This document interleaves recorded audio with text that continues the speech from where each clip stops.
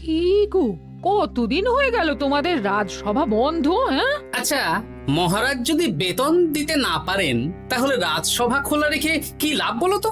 বলি বাড়িতে যা চাল আছে তাতে এক সপ্তাহের বেশি আর রান্না হবে না কিন্তু। হ্যাঁ, সেই জন্যই তো হিসেব করছি। বাড়িতে অপ্রয়োজনীয় যা যা জিনিসপত্র আছে সেসব বেচে দেব। আর বেচার মতো কিছুই নেই গো। দেখো, তুমি সব সময় আমার পরেই খাও, তাই আমাদের একটা করে থালা বাটি বেচে দিলে তো কোনো সমস্যা নেই গিন্নি। এই তোমার মাথা না কাজ করছে না। যাও বাইরে ঘুরে এসো, পারলে বাজার থেকে ধার করে হলেও একটু চাল নিয়ে এসো। দেখি যদি কোনো সহৃদয় ব্যক্তি চাল দেয়।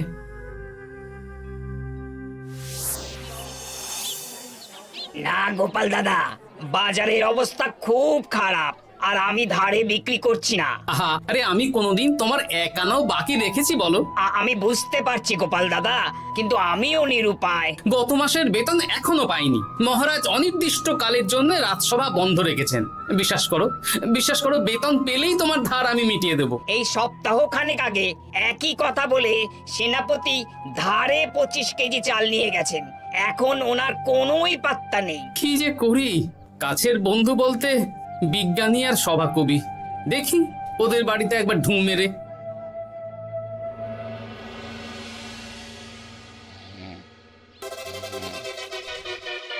কৃষ্ণনগর কৃষ্ণনগর কৃষ্ণনগর শূন্য। হ্যাঁ, এবারে একটা মোহরও নেই। জাহাপানা সর্বনাশ হয়ে গেছে। কি হলো? পালে বাঘ পড়েছে নাকি? এই ঘুমের 12টা বাজিয়ে দিলে। জাহাপানা, এবারে কৃষ্ণনগর থেকে একটা মোহরও খাজনা আসেনি। হ্যাঁ, বলো কি? 1 মাস আগে বাৎসরিক খাজনা দেওয়ার শেষ দিন ছিল, কিন্তু এখনো একটা মোহরও খাজনা আসেনি। না জাহাপানা। পড়েছে এই বেগমের জন্য হীরের হার, হীরের কানের দুল, হীরের নাকছাবি বানাতে দিয়েছি। উজির, যা হোক করে কৃষ্ণনগর থেকে আমার খাজনা চাই চাই। তাহলে তো কৃষ্ণচন্দ্রকেই তলব করতে হবে। যা করার করো। বাবা, এই সময় তোমার শখ হয়েছে ময়না পোষা? আরে না না, আমি পুষিনি। একটা পশ্চিমের গ্রামে কদিন আগে ঘুরতে গিয়েছিলাম। আচ্ছা, ওখান থেকে নিয়ে এসেছো? না, তাও আনিনি, ছোলা খেতে দিয়েছিলাম। দেখি তারপর আমার পিছনে পিছনে উড়ে উড়ে চলে এসেছে। বাহ বাহ বাহ, এ তো ভালো কথা। বিয়ে তো করলে না, তাও একটা সঙ্গী জুটেছে। এ যে সে পাখি নয় গোপাল, এ ময়না কথা বলে, দেখবে। এই ময়না, বলো তো গোপাল এসেছে। আরে বাস, বলো তো গোপালের ভুঁড়ি আছে আমার নেই। বেশ বেশ বেশ। এ ভোরবেলা আমার কাছে আসে, সারাদিন আমার কাছে থাকে, আবার সন্ধে হলেই নিজের বাসায় নিজে নিজেই ফিরে যায়। বুদ্ধিমান পাখি। ওই গ্রামে শাখে শাখে ঝাঁকে ঝাঁকে ময়না। বেশ, বুঝলাম। তা বিজ্ঞানী, তোমার কাছে আমি আসলে একটা দরকারে এসেছি। বলো কি দরকার? আসলে ওই টানাটানির সংসার চলছে, বুঝলে। বাড়িতে চাল বাড়ন্ত, কদিন পরে হাঁড়ি চড়বে না। তুমি কিছু পয়সা ধার দিতে পারবে? আরে এমন করে বলছো কেন? আমার তো সংসার নেই, এত খরচও নেই। তুমি বাড়ি যাও, আমি 2 বস্তা চাল পাঠিয়ে দেব। ধন্যবাদ বিজ্ঞানী, তোমার মতো বন্ধু পাওয়া মুশকিল। বন্ধুত্বে এইসব ধন্যবাদ দেওয়ার দরকার নেই, একে অপরের পাশে থাকলেই হলো।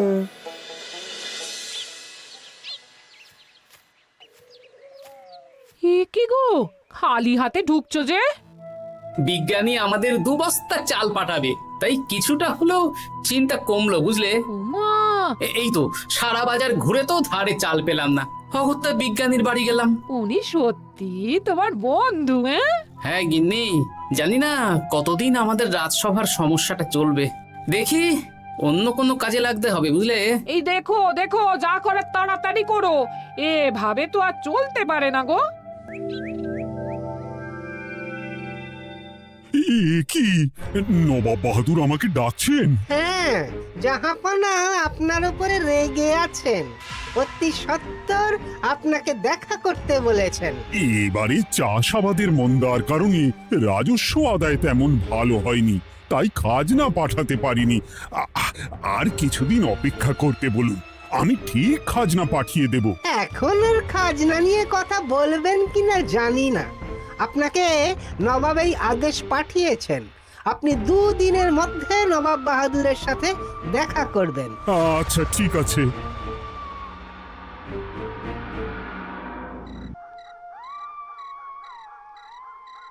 মহারাজ, এই বিপদের সময়ে আপনাকে একমাত্র একজনই সাহায্য করতে পারে, আর সে হলো গোপাল। আমি কোন মুখে গোপালকে ডাকবো বলো তো রানী? দীর্ঘদিন ওদের বেতন দিতে পারছি না। গোপাল এরকম স্বার্থপর মানুষই নয় যে নিজের কাজের সময় কাজী আর কাজ ফুরলে বাজি হয়ে যাবে। আপনি একবার বলেই দেখুন না। বেশ, তাহলে আগামীকাল সকালেই গোপালকে ডেকে পাঠাচ্ছি।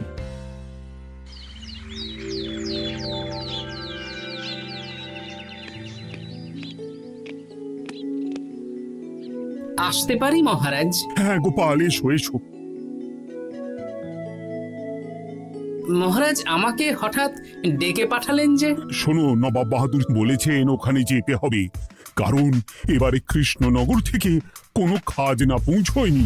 মহারাজ, আপনি গেলেও বিপদ, না গেলেও বিপদ। হ্যাঁ, সেটাই তো আমাকে সবচেয়ে বেশি ভাবাচ্ছে, কিন্তু না গেলেই যে নয়। তাহলে এক কাজ করি মহারাজ, আমিও বরং আপনার সাথে যাই।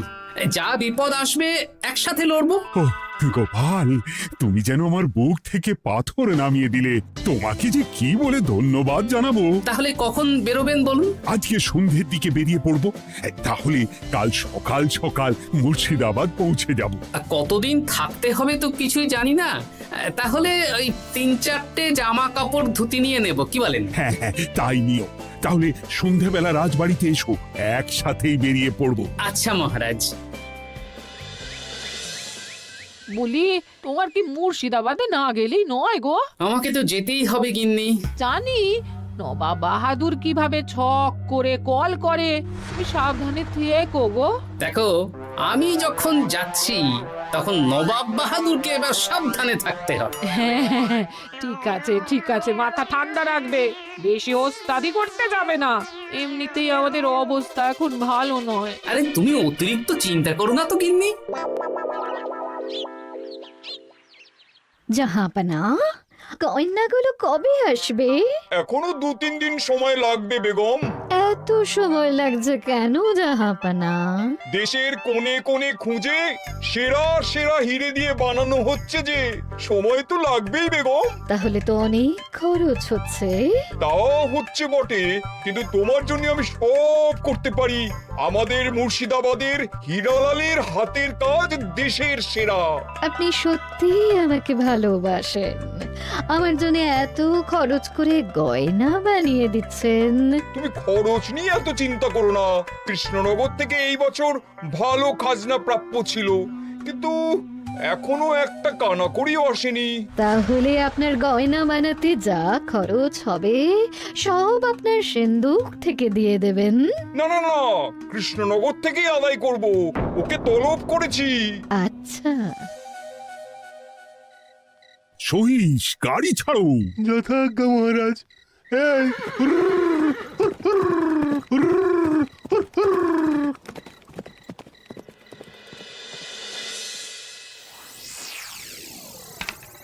এত রাতে আবার কে এলো রে বাবা? খুলছি খুলছি।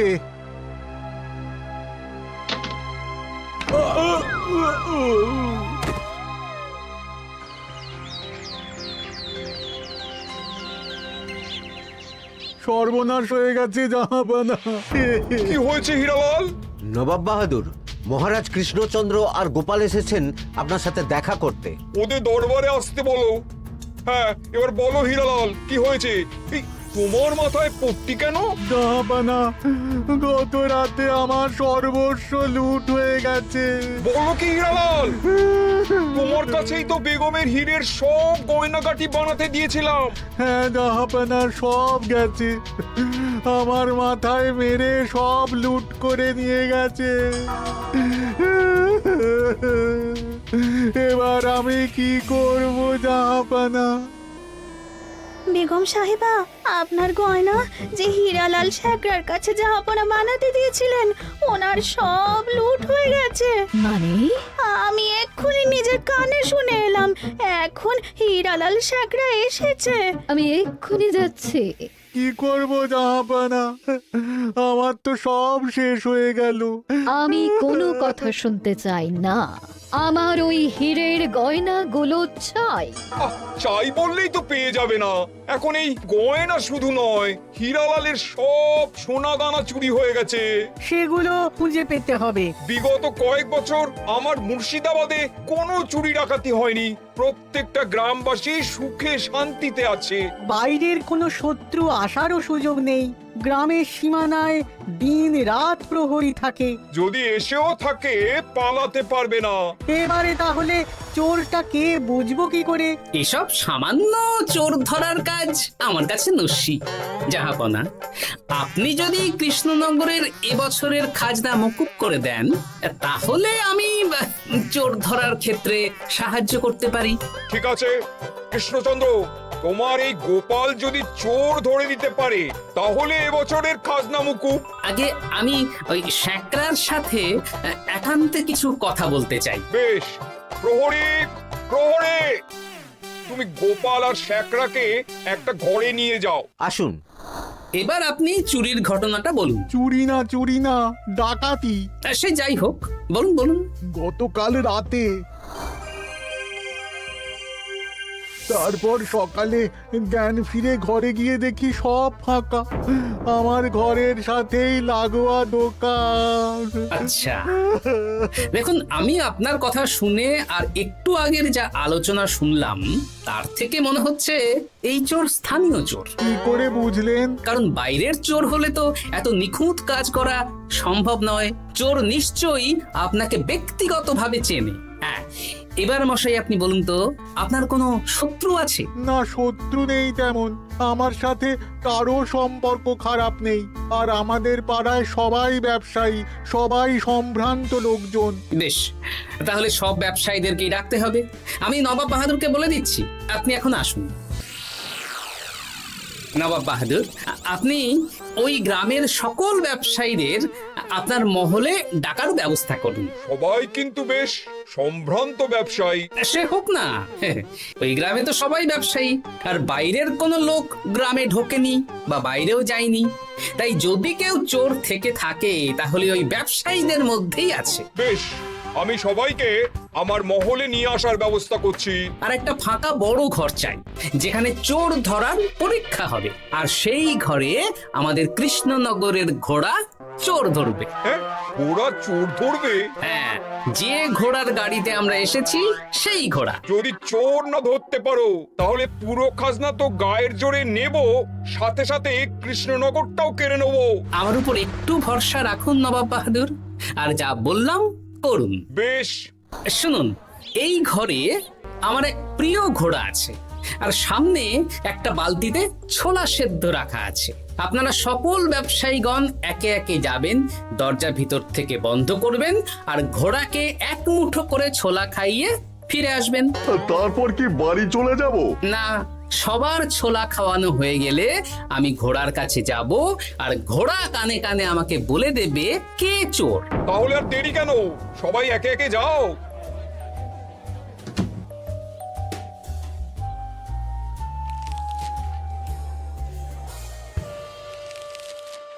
কি করি যদি ঘোড়া সত্যি সত্যি বুঝে যায়? ছোলা খাওয়াবোই না। ব্যাস, ছোলা খাওয়ানো হয়ে গেল। এবার গোপাল বলো তো কে চোর? দাঁড়ান, ঘোড়ার মুখের কথা শুনে আসি। আমি বলে দিচ্ছি জাহাপানা, গোপাল এসব মস্করা করছে, সব মস্করা। ঘোড়া বলে দিয়েছে কে চোর। বলো গোপাল, কে চোর? তার আগে সকল ব্যবসায়ীর হাত দেখে আমি পরীক্ষা করতে চাই। সে দেখো, কিন্তু বলো কে চোর? দেখি দেখি না, দেখি আপনারটা। না, আপনিও না। না, আপনিও না। একই মশাই, চুরিটা তো আপনিই করেছেন, আপনিই চোর। কি উল্টো পাল্টা কথা বলছেন? আমি চুরি করিনি। হ্যাঁ, আপনিই চুরি করেছেন, তাই ভয়ে ঘোড়াকে ছোলা খাওয়াননি। কারণ আমি ছোলার মধ্যে রান্নার হলুদ গুঁড়ো মিশিয়ে রেখেছিলাম, তাই যারা যারা ঘোড়াকে ছোলা খাইয়েছেন সবার হাতেই হলুদ রং লেগে আছে। শুধু ওর হাতে নেই। ভাই, শেষে তুই? তোর মনে মনে এত হিংসা? ভাই মানে? আরে ও তো আমার খুড়তো ভাই পান্নালাল, ওরও সোনা গয়নার ব্যবসা। ব্যাস, এবার তাহলে বলেই দিন পুরো ব্যাপারটা, কারণ এখান থেকে পালানোর কোনো পথ নেই। ভুল হয়ে গেছে জাহাপনা, আমার দাদা আমার থেকে অনেক বেশি রোজগার করত, তাই আমার মনে মনে হিংসে ছিল। তারপর বেগম সাহেব আর হীরের গয়না বানানোর এত বড় বায়না পেল, তাই হিংসা আরো বেড়ে গেল। আর তুই চুরি করলি? চুরির সব জিনিস কোথায় আছে? আমার বাড়িতেই আছে জাহাপনা। সাব্বাস গোপাল, সাব্বাস। তোমার কি বুদ্ধি! তাহলে জাহাপানা, কথা মতন আমাদের এই বছর তাহলে খাজনা দিতে হচ্ছে না। না, কথা যখন দিয়েছি তখন আমি তো আর কথার খেলাপ করতে পারি না। আচ্ছা গোপাল, তোমার তো এত বুদ্ধি, আমার একটা শখ পূরণ করতে পারবে? কি শখ বলুন নবাব বাহাদুর। আমার অনেক দিনের ইচ্ছে একটা হাওয়া মহল বানাবো, কিন্তু ঘরামি রাজমিস্ত্রি কেউই বানাতে পারবে না বলছে। তুমি কি বানিয়ে দিতে পারবে? আগে পারবো জাহাপনা, কিন্তু তার বদলে আমি কি পাবো? আগামী 5 বছর কৃষ্ণনগরের খাজনা মুকুব, আর তোমাকে আমি 100 মোহর উপহার দেবো। বেশ, তাহলে আপনি আমাকে দিন 7 সময় দিন, আর 7 দিন পরে আমার বাড়ির সামনে চলে আসুন। হাওয়া মহল বানিয়ে রাখবো, আপনি নিয়ে যাবেন। বেশ, তাহলে 7 দিন পরে কৃষ্ণনগরে দেখা হচ্ছে। যদি না বানাতে পারো তাহলে কিন্তু আগামী 5 বছর কৃষ্ণনগরকে দ্বিগুণ খাজনা দিতে হবে, এই আমি বলে দিলাম। বেশ, রাজি।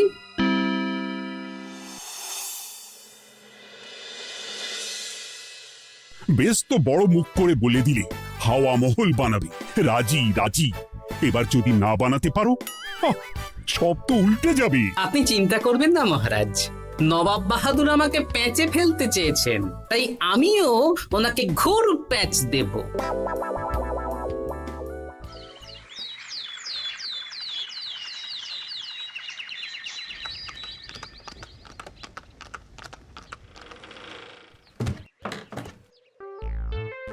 কি গোপাল, আরে কোথায় আমার হাওয়া মহল?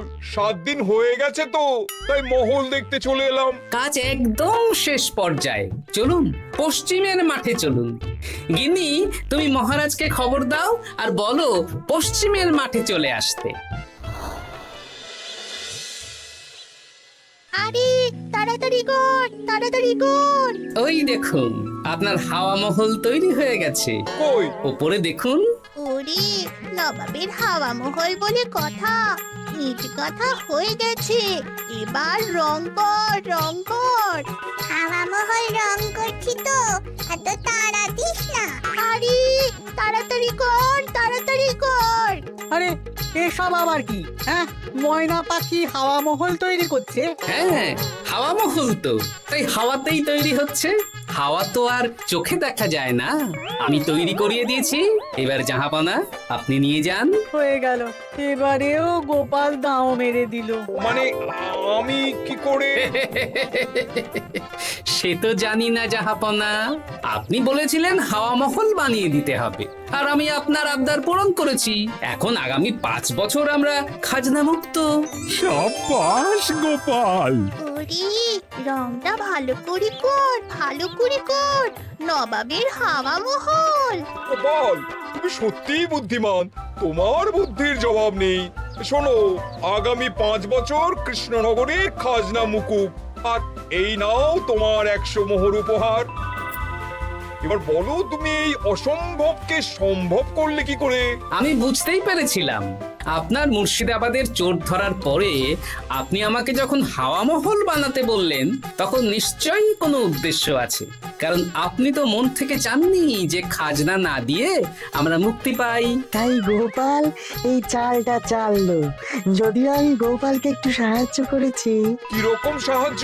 কদিন আগে আমি বিজ্ঞানীর ঘরে গিয়ে দেখি একটা ময়না হুবহু মানুষের মতন কথা বলছে, আর বিজ্ঞানী বলল এরকম অনেক ময়না পাখি আছে। ব্যাস এই এক সপ্তাহ ধরে আমি ময়নাগুলোকে বিভিন্ন বুলি শেখালাম, আর ওরা সেগুলোই বলে চলেছে। নয়, হ্যাঁ। ওরে রংটা ভালো করে কর, নবাবের হাওয়া মহল। মহারাজ, 100 মোহর আপনি রাখুন। আমাদের সব সভাসদদের এই মোহর থেকেই আপাতত বেতন দিয়ে রাজসভা শুরু করুন। ধন্যবাদ গোপাল, তোমাকে আমার সভাসদ পেয়ে আমরা সবাই ধন্য। আর বিজ্ঞানীকেও।